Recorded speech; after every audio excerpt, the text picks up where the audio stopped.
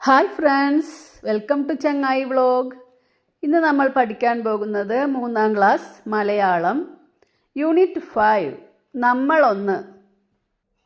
പ്രശസ്ത കവി മധുസൂദനൻ എഴുതിയ മനോഹരമായ ഒരു കൊച്ചു കവിതയാണ് ഇനി അടുത്തതായിട്ട് നമ്മൾ പഠിക്കാൻ പോകുന്നത്. കവിതയുടെ പേര് ആശംസ.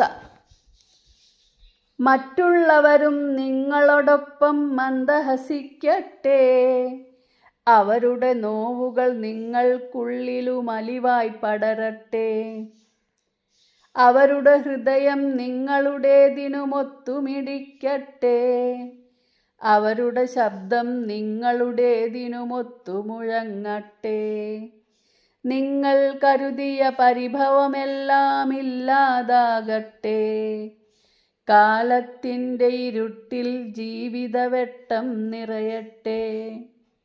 ഞാൻ ഇവിടെയുണ്ട് എന്ന കൃതിയിലേതാണ് ഈ കവിത. പി മധുസൂദനൻ ഞാൻ ഇവിടെയുണ്ട് എന്നിവിടെ എഴുതിയത് കണ്ടില്ലേ? ആശംസ എന്ന കവിത നമുക്കൊന്നുകൂടി ചൊല്ലാം.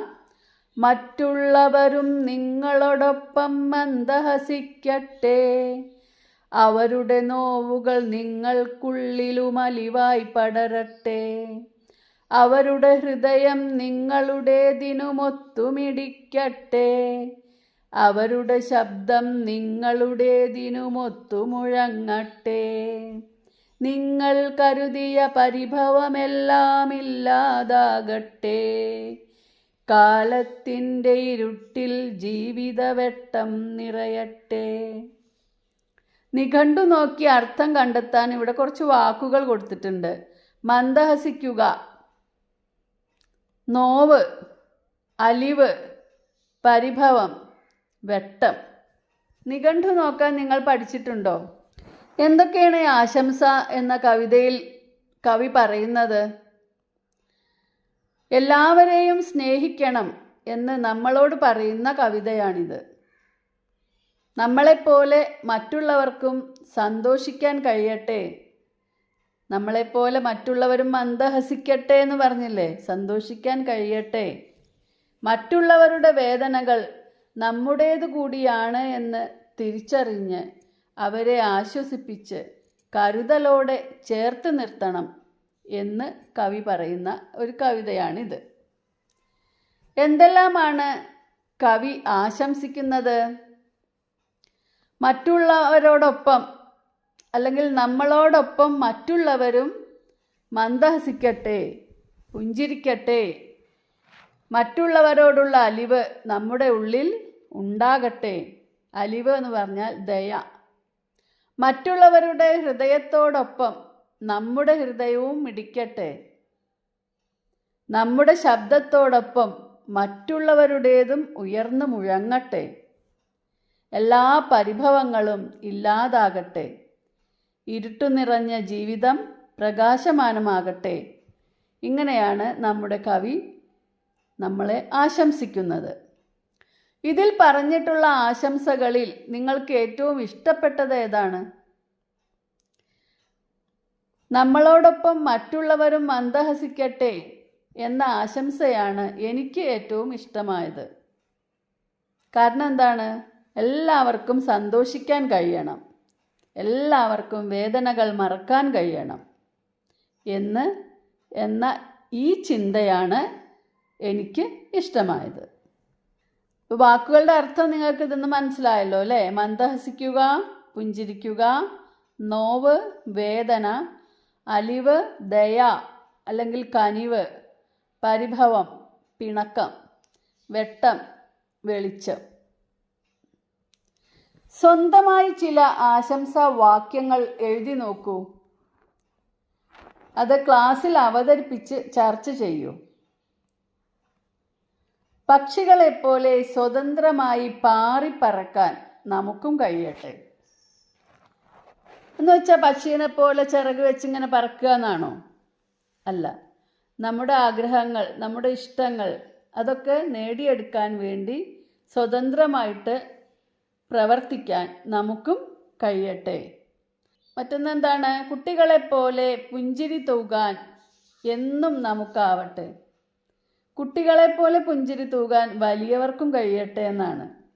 കുട്ടികൾ അങ്ങനെയാണ്, ഇണങ്ങും പിണങ്ങും ഒക്കെ പെട്ടെന്നാണ് അവർ, അല്ലേ? ദേഷ്യം മനസ്സിൽ വെച്ചുകൊണ്ടിരിക്കാത്ത നിഷ്കളങ്കരാണ് കുട്ടികൾ. നിങ്ങളും അങ്ങനെയല്ലേ? നിങ്ങളെപ്പോലെ പുഞ്ചിരിക്കാൻ വലിയവർക്കും കഴിയട്ടെ എന്നാണ് ഒരു ആശംസ. നമുക്ക് സ്നേഹിക്കാം കളങ്കമില്ലാതെ. എന്താണ് കളങ്കമില്ലാതെ സ്നേഹിക്കാം? മറ്റൊന്നിനു വേണ്ടി, മറ്റെന്തെങ്കിലും ലഭിക്കാൻ വേണ്ടി അവരോട് സ്നേഹം അഭിനയിക്കുക അല്ല. കളങ്കമില്ലാതെ, മനസ്സിലൊട്ടും തന്നെ കളങ്കമില്ലാതെ അവരെ ആത്മാർത്ഥമായി സ്നേഹിക്കുക, മറ്റുള്ളവരെ സ്നേഹിക്കുക. അടുത്ത ചോദ്യം, കവിതയിലെ ഏതെല്ലാം വാക്കുകൾക്ക് പകരം അതേ അർത്ഥം വരുന്ന മറ്റു വാക്കുകൾ ഉപയോഗിക്കാം? കവിതയുടെ താളം തെറ്റാതെ നോക്കണേ. ഇപ്പം നമുക്ക് ആ കവിതയ്ക്ക് ഇവിടെ മന്ദഹസിക്കട്ടെ എന്നതിന് പകരം നമ്മൾ പുഞ്ചിരി തൂകട്ടെ എന്നാണ് കൊടുക്കുന്നത്. അതുപോലെ നോവ് എന്നതിന് പകരം നമ്മൾ വേദന എന്ന വാക്കാണ് കൊടുക്കുന്നത്. പരിഭവം എന്നതിന് പകരം പിണക്കം എന്ന വാക്കും, അതുപോലെ തന്നെ വെട്ടം എന്നതിന് വെളിച്ചം എന്ന വാക്കും നമ്മൾ കൊടുത്തിട്ടുണ്ട്. അപ്പോൾ നമുക്കൊന്ന് ചൊല്ലി നോക്കാം. മറ്റുള്ളവരും നിങ്ങളോടൊപ്പം പുഞ്ചിരി തൂകട്ടെ, അവരുടെ വേദന നിങ്ങൾക്കുള്ളിലും അലിവായി പടരട്ടെ, അവരുടെ ശബ്ദം നിങ്ങളുടേതിനുമൊത്തു മുഴങ്ങട്ടെ, നിങ്ങൾ കരുതിയ പിണക്കമെല്ലാം ഇല്ലാതാകട്ടെ, കാലത്തിൻ്റെ ഇരുട്ടിൽ ജീവിത വെളിച്ചം നിറയട്ടെ. ഓക്കെ, 2 പോസ്റ്ററുകൾ കണ്ടല്ലോ. കണ്ടോ നിങ്ങൾ? 2 പോസ്റ്റർ, 2 ചിത്രങ്ങളാണ് അല്ലേ? ഇതിലേതാണ് മികച്ച പോസ്റ്റർ? നിങ്ങൾക്ക് ഏതാ തോന്നുന്നത്? 2 ചിത്രങ്ങൾ കണ്ടിട്ട് മികച്ച പോസ്റ്റർ ഏതാണെന്നാണ് തോന്നുന്നത്? എനിക്ക് തോന്നുന്നത് 2ാമത്തെ പോസ്റ്ററാണ്. കാരണം 1ാമത്തെ പോസ്റ്ററിൽ വലിയ ആൾ, അല്ലെങ്കിൽ അച്ഛനോ മാഷോ ആരോ ആവട്ടെ, വലിയ ആൾ കുട്ടിയെ പരിഗണിക്കുന്നതേ ഇല്ല. കളി കാണാനുള്ള ഒരു അവസരവും കൊടുക്കുന്നില്ല. കളി കാണാൻ വേണ്ടി ആ കുട്ടി ഇങ്ങനെ എത്തി വലിഞ്ഞ് നോക്കുന്നുണ്ട് അല്ലേ? എന്നാൽ 2ാമത്തെ പോസ്റ്റർ നോക്കൂ. മറ്റുള്ളവരും നിങ്ങളോടൊപ്പം മന്ദഹസിക്കട്ടെ എന്ന ആശയം വളരെ വ്യക്തമായി 2ാമത്തെ പോസ്റ്ററിൽ കാണുന്നുണ്ട്. കുട്ടിയെ നന്നായി പരിഗണിച്ചിട്ടുണ്ട് അല്ലേ? കുട്ടിക്ക് കളി കാണാൻ വേണ്ടി കസേര ഇട്ടുകൊടുത്തിട്ടുണ്ട്. അതിൽ കയറി നിന്ന് കുട്ടിയും കളി കണ്ട് ആസ്വദിക്കുന്നുണ്ട്. അപ്പോഴാണ് ശരിക്കും നമ്മൾ മറ്റുള്ളവരും നിങ്ങളോടൊപ്പം മന്ദഹസിക്കട്ടെ, ആ കുട്ടിയും ഇപ്പം അയാളുടെ കൂടെ കളി കണ്ട് സന്തോഷിക്കുന്നു. അപ്പോൾ ഏതാണ് നല്ല പോസ്റ്റർ?